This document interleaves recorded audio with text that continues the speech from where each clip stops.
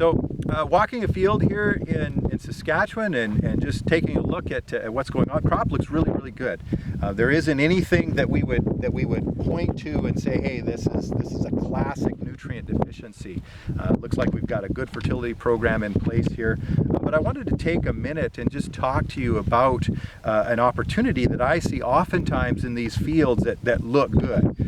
I tend to think of these fields as having a lot of pent-up yield potential that we just need to try to figure out how to unlock. And if we look at soil tests across this region of Saskatchewan, it's not uncommon, specifically for phosphorus, for those levels on a soil test to be deficient 80% of the time.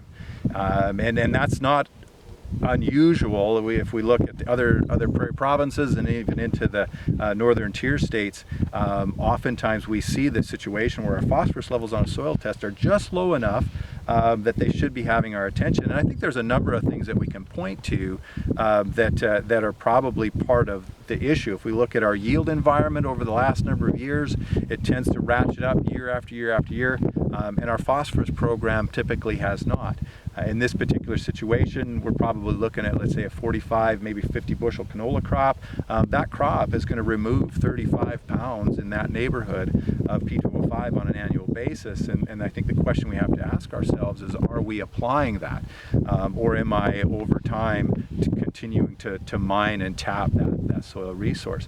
There isn't anything, like I say, when I look at this crop that would suggest phosphorus deficiency. The soil test itself is kind of on the marginal side, but when we look at a tissue test, it tells a slightly different story, and that's a story where, you know, we're not necessarily in the deficient range, but we're not in the middle of that sufficiency range either. We're just kind of on the verge of having a significant amount of concern, and so I would suggest that this is a prime candidate for a foliar phosphorus.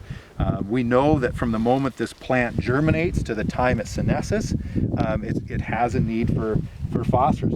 Actually, as I look down here, we can see this. You know, if we were looking for phosphorus deficiency, this little plant here would be one that we would probably point to as being maybe phosphorus deficient. Now, that might not necessarily be because of low phosphorus. It could just be kind of where it's at. Maybe this little guy started out on the side of the seed row, or it's compromised.